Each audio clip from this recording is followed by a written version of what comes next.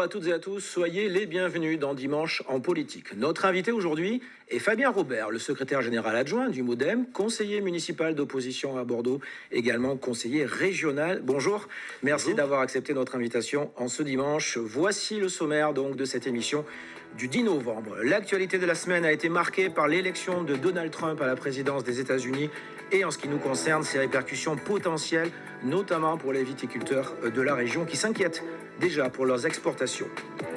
Dans la tempête politique qui secoue notre pays depuis plusieurs mois, le MoDem, le vôtre, celui du Béarnais François Bayrou, le vôtre aussi Fabien Robert, est toujours au soutien d'Emmanuel Macron. Est-ce un pari gagnant? Vous nous direz. Comme vous êtes également conseiller municipal d'opposition à Bordeaux, on va évoquer les nombreux dossiers de la capitale girondine après une semaine plutôt tendue au conseil municipal. Première partie donc de cette émission de ce dimanche en politique. On commence par l'actualité de la semaine et l'élection de Donald Trump. C'est aux dirigeants d'un parti national que je m'adresse, Fabien Robert. Le verdict des urnes, il est celui qui l'est. Vous, qu'en pensez-vous de cette élection et de ce retour de Donald Trump ? Je crois qu'on a tous été très surpris parce que on a une vision de la politique américaine et de la situation aux États-Unis qui est forcément une vision par le prisme français, européen. Et donc on imaginait mal effectivement cet ancien président au comportement parfois vulgaire, qui ment, qui invective. On l'imaginait mal revenir, mais je crois qu'on n'avait pas bien perçu la réalité des fractures américaines. Cette campagne, c'était la campagne des démocrates qui faisaient campagne sur des principes, justement, dont la démocratie, les libertés. Et en face, on avait le camp du zéro principe. Donc tout était possible, tous les coups sont permis. Ceci étant dit, ça ce sont des commentaires. Maintenant, le président a été élu, il faut le reconnaître. Et à nous de nous organiser, nous Français et nous Européens, ça n'a de sens qu'à l'échelle européenne, eh bien pour que quand Donald Trump défendra les intérêts de l'Amérique, même avec une forme de déloyauté, eh bien nous défendions nos intérêts à nous, Européens, notamment sur le plan économique. Je crois qu'on a la force de le faire. Alors les intérêts économiques sont ceux des viticulteurs girondins, entre autres, mais aussi aquitains, qui s'inquiètent, je vous le disais, déjà notamment pour leurs exportations aux États-Unis par rapport peut-être à l'augmentation des droits de douane. On va en parler juste après, mais d'abord on va voir ce reportage de Marie-Pierre Dabrigeon et de Sylvie Tusquemouneux réalisé il y a quelques jours dans le Bordelais. Le château Carbonieux est sans nul doute l'un des plus anciens du Bordelais. Une histoire marquée par des liens forts entre les États-Unis et la France, à l'image de cet arbre emblématique. Cet arbre, c'était en fait le symbole de l'amitié franco-américaine. Et là, vous avez devant vous le premier exemplaire des pacaniers qui ont été plantés, en fait, amenés par Jefferson, ici, en fait, sur nos sols européens. Voilà. Cette belle amitié franco-américaine pourrait-elle voler en éclats? Éric Perrin ne cache pas son inquiétude. Lui qui exporte plus d'un tiers de sa production de vin outre-Atlantique. La réélection de Donald Trump pourrait signer le retour d'une taxe sur les vins français. Si M. Trump revient, s'il remet la taxe, je serais très embêté. Parce que ma génération aussi a lié, par l'intermédiaire du négoce de Bordeaux, de fortes transactions sur les États-Unis. Et Carbonieux, et en particulier nos vins blancs, ont toujours eu une image, ont toujours été ce qu'on appelle en fait une marque sur ce marché. On serait très handicapé pour nos exportations. Une épée de Damoclès qui plane aussi sur les petites exploitations viticoles du Sud-Gironde. C'est le cas de Bastien Mercier. Il a beaucoup à perdre et il se sent impuissant. On s'adaptera comme on le fait déjà depuis quelques années. On prendra les gifles les unes après les autres, on essaiera de s'en sortir. Certains couleront, certains remonteront. Mais aujourd'hui, on subit. C'est terrible parce que je joue le jeu aussi. J'ai acheté un tracteur américain. Donc je me dis, si on joue le jeu à avoir du matériel qui vient des États-Unis et qu'eux ne jouent pas le jeu à prendre du vin français, ça va être compliqué, ça ne peut pas marcher que dans un sens. Criblé de dettes, son entreprise est en redressement judiciaire. Nul doute que la surtaxe envisagée par le candidat Donald Trump n'est pas une bonne nouvelle pour lui. Fabien Robert, en tant que responsable politique et aussi petit-fils de viticulteur girondin, une très mauvaise nouvelle à attendre aussi, en sachant que le marché chinois, il y a déjà une surtaxe pour les producteurs de la région. Oui, ce sont des mauvaises nouvelles. Quand même, je voudrais dire d'abord que nous avons les meilleurs produits du monde. Il ne faut pas en douter, il faut en être fier et que ces produits se vendront toujours. Plus ou moins bien dans certaines zones du monde quand il y a des décisions politiques, évidemment, absurdes, mais auxquelles il va falloir répondre. Là encore, si des taxes sont imposées sur des produits européens, eh bien l'Europe doit être en capacité d'imposer des taxes. Et vous verrez que l'attitude du président américain, quel qu'il soit d'ailleurs, changera dès lors qu'on sera capable d'imposer ce rapport de force avec une limite.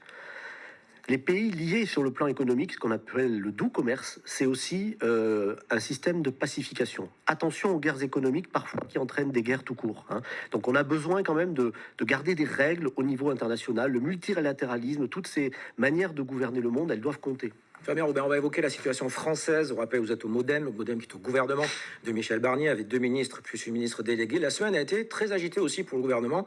D'abord sur le front social, on va évoquer la situation économique à travers les plans sociaux, justement, à Auchan et à Michelin, 2 grands de leurs secteurs respectifs qui annoncent des dégraissages massifs.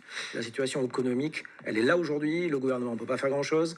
C'est vraiment une impuissance, une forme d'impuissance ou pas? Non, d'abord, il ne faut jamais parler d'impuissance. Bien sûr que nous avons les moyens d'agir, notamment sur le plan économique. On l'a prouvé pendant de nombreuses années. Aujourd'hui, il y a des difficultés économiques réelles, notamment au niveau industriel, mais enfin quand même, on a de nouveau des ouvertures d'usines en France, on a eu une croissance de l'emploi industriel comme jamais, des vrais succès, un taux de chômage au plus bas, tout ça n'a pas disparu en quelques semaines. Mais Auchan et Michelin, c'est quand même pas rien. Mais Auchan et Michelin, c'est pas rien. Et effectivement, on est d'abord sur des domaines qui subissent des évolutions technologiques assez importantes, même la grande distribution.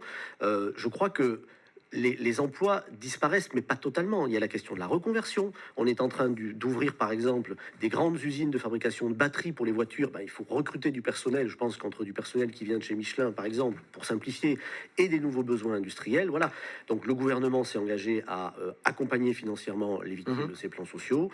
Et deuxièmement, à mettre en place un plan de reconversion. Mais ça nous relie directement au sujet américain. Voulons-nous ou pas dépendre du marché international, ou sommes-nous prêts à construire un vrai marché européen avec des usines qui, au niveau européen, n'auront pas de plan de licenciement puisqu'on fonctionnera à partir de notre marché. On va terminer cette partie, Fabien Rouben, par évoquer la sécurité, notamment la lutte anti-drogue. Le week-end dernier a été marqué par une succession de fusillades sur tout le territoire. Bordeaux a déjà connu des faits divers liés à ce fléau récemment. Ce vendredi, le ministre de l'Intérieur a présenté un grand plan anti-drogue. Là aussi, il y a vraiment urgence pour que la France ne devienne pas, par exemple, un narco-État. Je crois que... On parle de mexicanisation de la France, mais bon.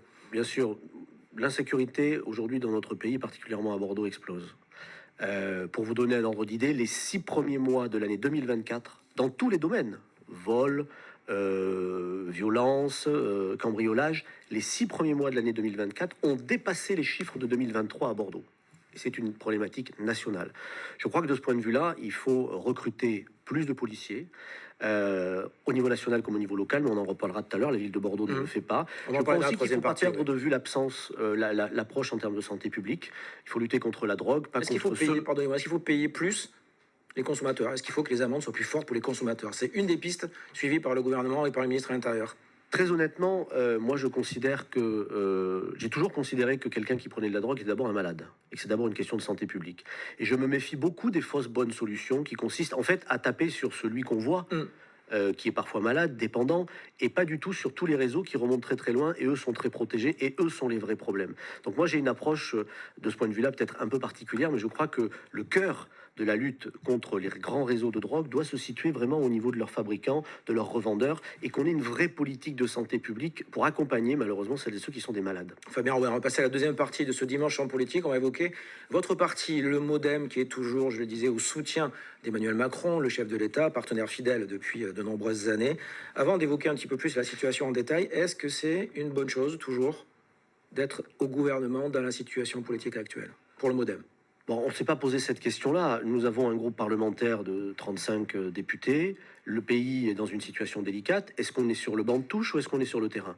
Et nous, démocrates, on considère que notre place, c'est d'essayer d'agir avec un Premier ministre qui pense plutôt pas à sa carrière, c'est assez nouveau, qui essaie d'agir sereinement et dans l'apaisement. Plutôt au soutien à Michel Barnier, alors clairement. Plutôt en soutien à Michel Barnier et naturellement au président de la République, parce que nous pensons qu'il faut agir maintenant pour essayer de sortir le pays des difficultés qu'il traverse.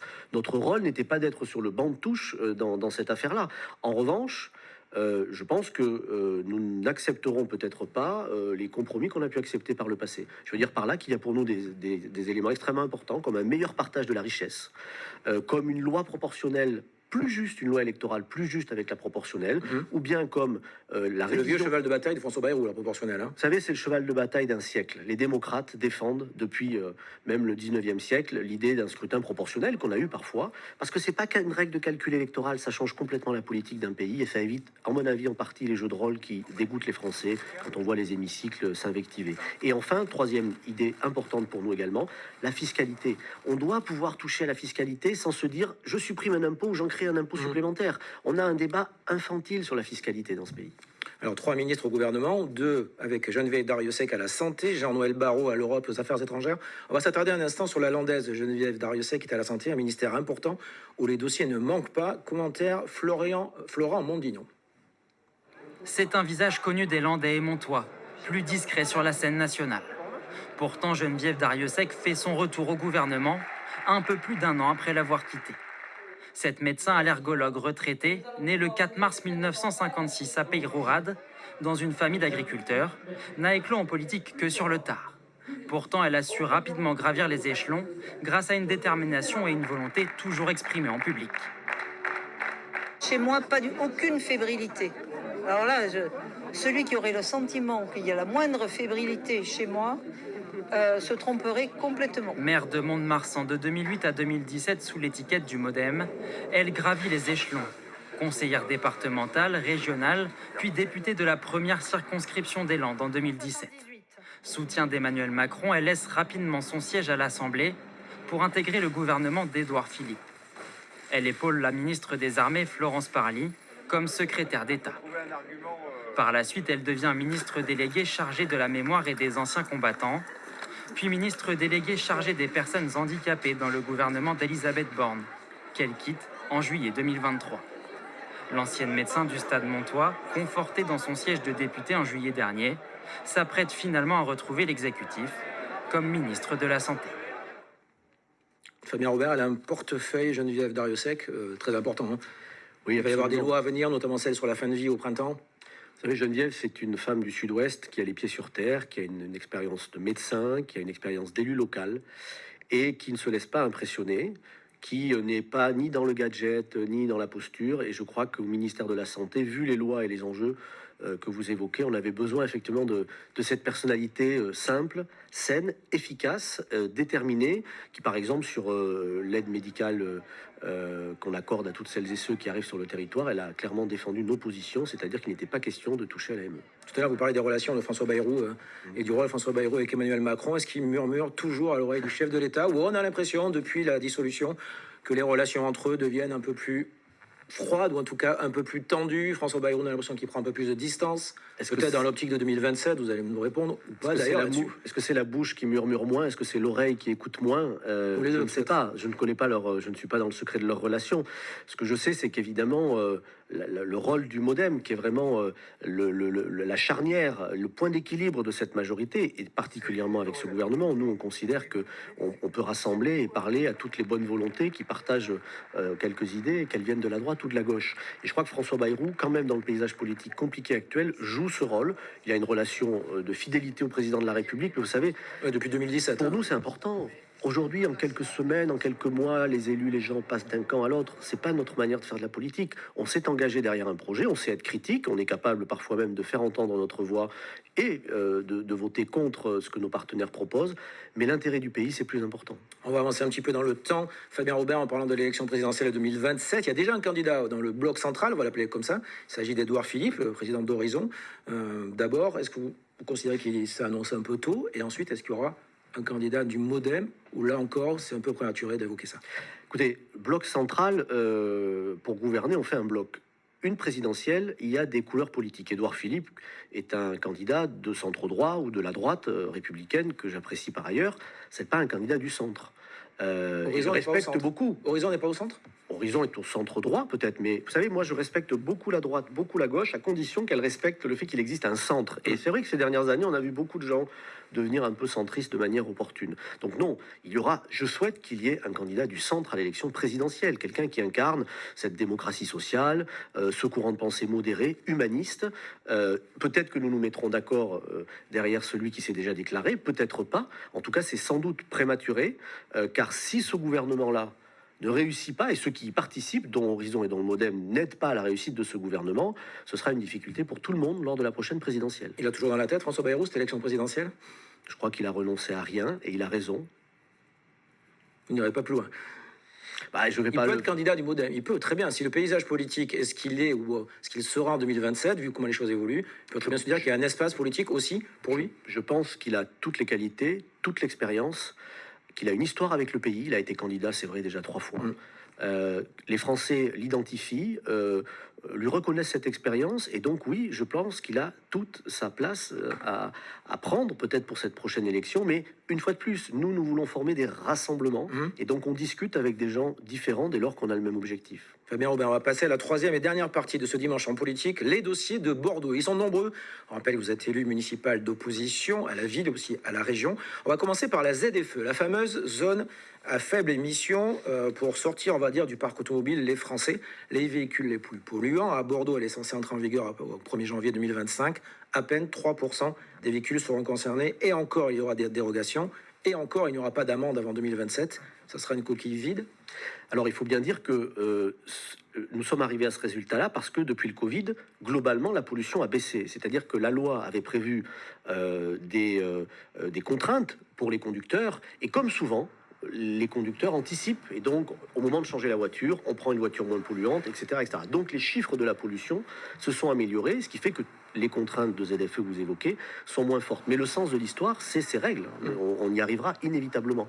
Le problème, c'est que pour parvenir à réduire la pollution durablement dans la ville, il ne faut pas la prendre d'une rue, par exemple les boulevards, la faire baisser pour la reporter sur les autres rues, ce que fait la majorité actuelle. Et là, on parle de la métropole aussi. La ZFE, c'est la métropole. Ce n'est pas que de la ville. C'est pas que de la ville, mais il faut avoir une logique d'ensemble. Et parfois, une commune reporte sur une autre commune, ou bien on reporte d'une rue sur une autre. Et c'est le problème aujourd'hui dans cette ville. La ville n'a jamais été aussi embouteillée qu'aujourd'hui.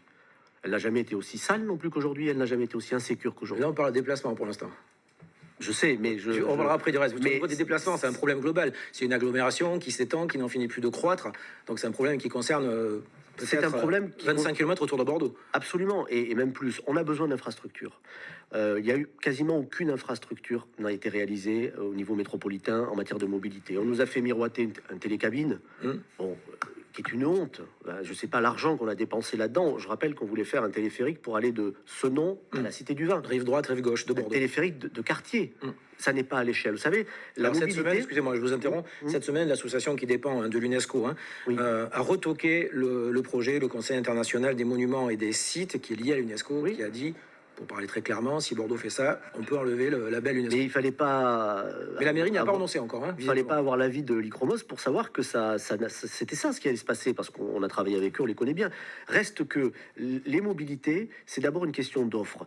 On ne pensait pas que la LGV aurait un tel succès. On ne pensait pas que certaines lignes de tram, notamment celle qui va vers Blanquefort, auraient un tel succès. Donc il faut des infrastructures lourdes pour que les gens s'en saisissent. Et aujourd'hui, là, on est malheureusement passé quasiment un mandat métropolitain pour rien. On a renoncé aux extensions de tram, ou en tout cas on les a freinées au point qu'aujourd'hui on ne sait pas si elles auront vraiment lieu. Puis on veut plus du tram. Les bus express sont des lignes qui n'ont pas de bus express.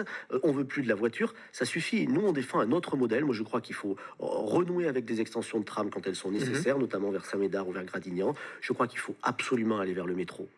Parce que c'est une infrastructure lourde, capacitaire. Très vieux projet à Bordeaux. Oui. Date déjà de Jacques Chaban-Delmas, c'est dans les Mais années alors, 90. Tout à fait, mais c'est début pas des du années tout le même 90. métro en fait. Le métro qu'on discutait à l'époque, c'était en gros le tram qu'on a eu en termes de tracé. Là, il s'agirait d'une ligne qui viendrait désengorger les trams et les rues, une ligne lourde qu'on a largement, en vérité, les moyens de financer parce que c'est pour 100 ans qu'on construit un métro. Et c'est, de mon point de vue, une ligne de tram supplémentaire, Senon-Gare, jusque sur le campus, en passant par le pont Chaban, qui est prévu pour ça. Il a été prévu pour ça, ce pont-là. Donc, on doit vraiment mettre en place un plan de mobilité, un plan lourd d'infrastructures, mais ça fait quasiment un mandat que les socialistes et les écologistes à la métropole ne font rien sur la mobilité. Alors tout ceci dans un contexte très tendu de finances pour 2025 au moins qui sont dans le rouge, à Bordeaux comme ailleurs. Le conseil municipal de mardi a été plutôt tendu sur cette question, sur un point très précis que l'on va d'abord évoquer dans ce reportage, on va en parler après. C'est un sujet de Nathalie Pinard de Pujolan et de Sylvie Tusquemounet. 2 pancartes sur la façade de la mairie de Bordeaux, une façon explicite de dénoncer le projet de loi de finances du gouvernement qui va impacter le budget de la ville à hauteur de 16 millions d'euros. C'est mon devoir d'information et c'est une situation de crise grave. Je trouve qu'il est normal que les Bordelais soient informés par le mode de communication que j'ai choisi. Un affichage scandaleux pour l'opposition qui y voit une atteinte à la neutralité du service public. Vous avez décidé d'utiliser la maison commune comme un lieu d'affichage de vos slogans politiques. En première ligne, les élus de droite et du centre qui demandent le retrait des banderoles. Cette ville, maintenant, s'habitue à utiliser les moyens financiers et de communication de la ville pour faire de la propagande électorale. Ça ne s'est jamais vu. Voilà, on n'a jamais vu une affiche électorale. Ça vaut sur des panneaux d'expression libre. Sur la forme, comme sur le fond, le maire de Bordeaux persiste et signe, hostile aux mesures gouvernementales. Que fait l'État au lieu d'assumer ses responsabilités? Il demande aux collectivités locales de payer pour partie le montant du dérapage. Et je peux vous dire que la plupart, même toutes les associations d'élus de ce pays, ont parlé d'un véritable affront. C'est normal que tout le monde s'y mette un peu pour redresser les finances publiques. Pourquoi ici, le maire de Bordeaux, il considère que c'est pas son sujet? Il est bordelais, mais il est français aussi. L'intérêt supérieur du pays, c'est quelque chose. Et pourquoi les économies seraient tabous chez nous? Une polémique autour de pancartes comme un avant-goût de la bataille municipale à l'horizon 2026. Fabien Robert, sur la question à la fois de les économies à faire pour les collectivités et aussi sur l'affichage, sur les grilles de la façade du Palais Rohan, pas sur les murs. Vous savez, je crois que on est dans une situation économique qui est celle-ci parce que les prévisions de recettes ont été mal faites par l'État. Voilà, je ne vais pas rentrer dans la polémique, pourquoi, comment. Résultat, il faut trouver 60 millions et on demande un effort, 60 milliards, et on demande un effort aux collectivités locales. Est-il trop important, pas assez important? Il est en tout cas beaucoup plus faible que ce que par ailleurs les gouvernements de gauche et de droite ont pu demander aux collectivités. Et je rappelle que c'est notre majorité qui a fait en sorte que les dotations aux collectivités ne baissent plus. Donc, bon. Cependant, les collectivités sont jamais contentes, mais on peut avoir ce débat-là. Moi, je considère qu'il existe, et je pense notamment par amendement qu'il faudrait peut-être que la répartition des économies soit différente. Mais ce qu'on ne peut pas faire, c'est souiller la maison commune, le Palais Rohan, d'affiches politiques du nouveau Front populaire. Voilà, parce que c'est ça la réalité. Les gens viennent se marier, les gens viennent visiter. C'est une communication de la mairie de Bordeaux. C'est une pas communication le Front populaire, là, c'est juste Pierre Urmic qui décide. C'est une communication d'un chiffre dont on n'est même pas sûr qu'il soit le bon, puisqu'on est en plein débat sur le PLF, qui explique que, alors qu'est-ce qu'on va faire avec cet argent? On va supprimer la cantine ou on va supprimer la police municipale? C'est un débat totalement galvaudé, et jamais ça ne s'est fait. Aucun prédécesseur n'a utilisé le Palais Rohan pour afficher des messages politiques. Je le regrette parce que, très honnêtement, quand on est démocrate, on est responsable, on ne fait pas de la politique à coups de pancarte. Le préfet de Croix a demandé d'ailleurs à la mairie de Bordeaux de retirer très rapidement. Je crois qu'effectivement, parce qu'il y a des règles, il y a des lois en France, le préfet a demandé au maire, et c'est un désaveu, je crois, de retirer ces affiches car elles ne sont pas conformes à la loi. Mais l'idée même de le faire, cette idée de être un maire capable de s'enchaîner aux arbres, capable de mettre ses pancartes, capable de supprimer le sapin, des Bordelais, je sais que ça n'est pas Bordeaux. Ça n'est pas ce que nous sommes et je ne voudrais pas que ça dure effectivement trop longtemps. On a encore quelques points à aborder avant la fin de cette émission. D'abord, la situation des Girondins de Bordeaux. La Chambre régionale de la Cour des comptes a étrié, entre guillemets, la gestion des Girondins de Bordeaux par la ville. En tout cas, la gestion financière des Girondins de Bordeaux, notamment le loyer attribué à la Plaine des Sports du Haillan, 28 415 € annuels. Au-delà de ça, ce cadeau fait aux Girondins par la collectivité. Sur le fond, est-ce que c'est aux collectivités publiques, notamment la municipalité bordelaise, de venir en aide aux gabegies des différents propriétaires des Girondins de Bordeaux? Venir en aide aux gabegies, non. Est-ce que c'est le rôle d'une ville, en revanche, de préserver, de soutenir et d'aider un club? Oui, on a besoin d'un grand club de foot. On a un grand club de foot qui traverse une période difficile. Je regrette que le maire de Bordeaux ait mis un peu de temps à rentrer dans le sujet pour vraiment se mobiliser, sans doute par détestation du stade. Mais aujourd'hui, on a une équipe en grande difficulté. Moi, je crois que les collectivités qui n'ont pas le droit d'aider quand l'équipe est professionnelle et que ça va mal, mais qui par contre peuvent payer énormément quand le club est au niveau amateur, il y a quelque chose qui dysfonctionne. Je dis pas qu'il faut payer les gabegies, mais je dis que quand un club est menacé, les collectivités devraient pouvoir au moins tenter un plan de sauvetage, évidemment sans remplir les caisses de ceux qui nous ont amenés là. Et vous savez ce que je pense de Gérard Lopez. On va terminer cette émission par évoquer 2026, la campagne municipale. Alors l'union, a priori, au centre et à droite. On a une photo avec 4 candidats, on va dire, ou en tout cas potentiels candidats. Il y a vous, bien évidemment. Il y a aussi Thomas Cazenave, Nathalie Delattre, Nicolas Florian. 4 sur la ligne de départ. Vous allez nous parler de projets d'abord, d'union, de thématiques. Avant de donner de noms, ça va être ça le calendrier. Est-ce que vous allez réussir à vous entendre, Fabien Robert? Écoutez, je trouve en tout cas qu'on dialogue, on travaille, on se voit, on échange très efficacement. Et ça n'était pas le cas il y a encore quelques mois. Nous voulons nous unir parce que l'état de la ville que j'évoquais est sale, insécure, avec des impôts qui ont explosé, avec des projets, à part ceux qui avaient été lancés à notre époque, qui ne sont pas nouveaux, avec en fait une ville qui est prise en otage d'une idéologie d'une certaine manière. Et moi, si je m'engage, je veux absolument sortir de cette idéologie décroissante qui en fait est un mélange de pessimisme et d'inaction. Et ça, c'est pas Bordeaux. Alors oui, on dialogue. J'ai décidé de lancer le 29 novembre un collectif qui s'appelle Nous aimons Bordeaux. Parce que j'ai l'impression que cette équipe municipale n'aime pas tout à fait la ville. Juste politique. Absolument, Nous aimons Bordeaux.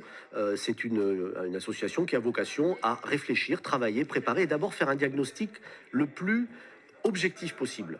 On a tous une vision et tous parfois des marottes. Il faut savoir exactement l'état de la ville pour construire un programme, contribuer au débat commun. Une liste, une candidature, comme je vous l'ai déjà dit, ça serait prématuré. Pas de nom, Surtout, ça ne permettrait pas de faire l'union. C'est toujours très étonnant de dire avant je veux l'union et je me indispensable. déclare. L'union est indispensable avant le premier tour, mais pas comme en vouloir 2020, l'union, c'était au deuxième tour et ça vous ça a n'a pas peut-être marché. coûté la mairie. Avant le premier tour. Vouloir être unioniste comme je le suis et vous dire sur ce plateau je suis candidat, ça serait très paradoxal et à vrai dire insincère. Par contre, le débat d'idées aujourd'hui doit être complètement brassé. On doit se remettre autour de la table pour inventer un nouveau Bordeaux et avec Nous aimons Bordeaux, c'est l'objectif que nous nous sommes fixés. Merci beaucoup Fabien Robert d'avoir été des nôtres aujourd'hui. On rappelle que vous êtes le secrétaire général adjoint du MoDem, conseiller municipal d'opposition à Bordeaux et conseiller régional. Merci d'avoir été des nôtres en ce dimanche. La semaine prochaine, à votre place, l'invité sera Bérangère Couillard, l'ancienne ministre, Renaissance, ancienne députée. Aujourd'hui, la nouvelle présidente du Haut Conseil à l'égalité hommes-femmes. D'ici là, passez une excellente semaine, une belle journée, un bon dimanche. Merci de nous avoir suivis. Merci.